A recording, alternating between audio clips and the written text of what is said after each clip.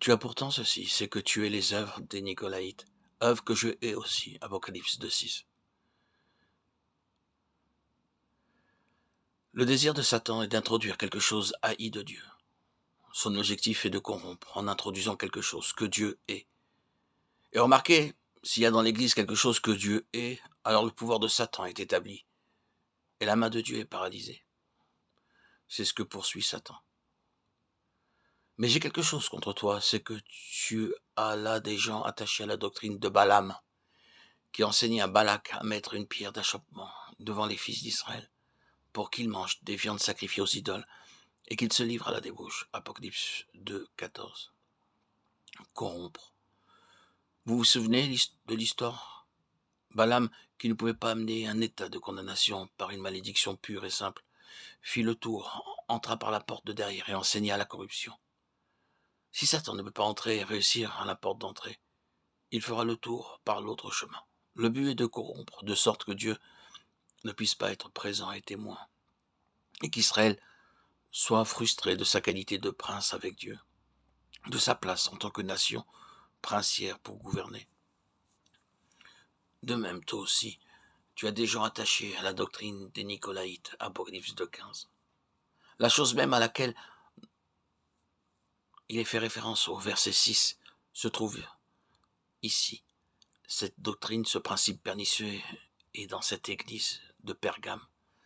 Satan y a introduit la chose haïe de Dieu, produisant ainsi la corruption. Cependant, tu as à Sardes quelques hommes qui n'ont pas souillé leurs vêtements, Apocalypse 3,4. Voyez ce qu'il y a ici? Toujours à nouveau la souillure et la corruption. L'ennemi cherche à introduire cela en vue de porter atteinte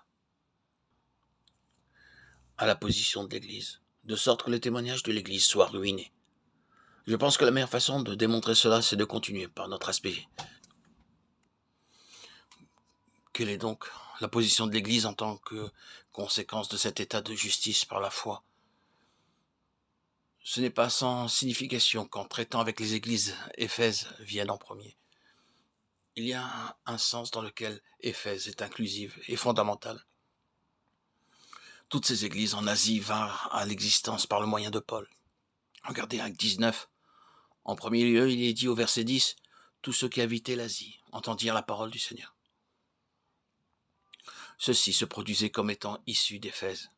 Dans Acte 19, Paul se trouve à Éphèse, au verset 26.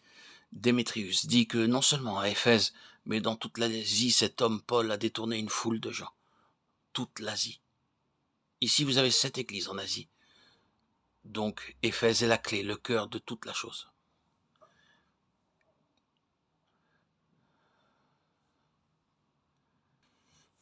Quelle est alors la place de l'Église de façon centrale et suprême?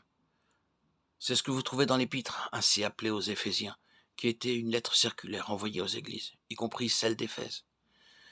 Eh bien, la place de l'Église est montrée là, comme étant dans les lieux célestes en Christ. C'est la note qui retentit dans toute l'épître aux Éphésiens. En premier lieu, béni de toute bénédiction spirituelle dans les lieux célestes en Christ, puis assis avec lui dans les lieux célestes, puis le ministère dans les lieux célestes. C'est pourquoi les dominations et les autorités dans les lieux célestes.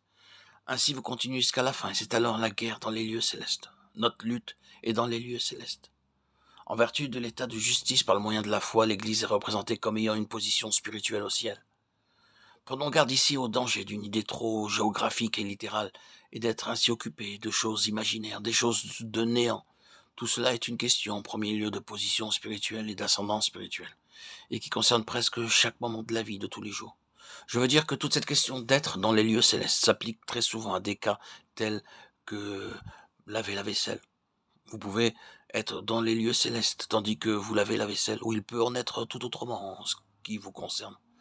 Cela dépend de l'état d'esprit dans lequel vous le faites. Commencez à vous plaindre et à grommeler. C'est un travail trop servile pour un enfant de Dieu, un héritier du royaume des cieux. Imaginez-moi devant faire ceci, et vous n'êtes pas dans les cieux. Mais que votre attitude soit celle-ci, eh bien, c'est en vérité un travail très servile, mais faisons toutes choses pour la gloire de Dieu.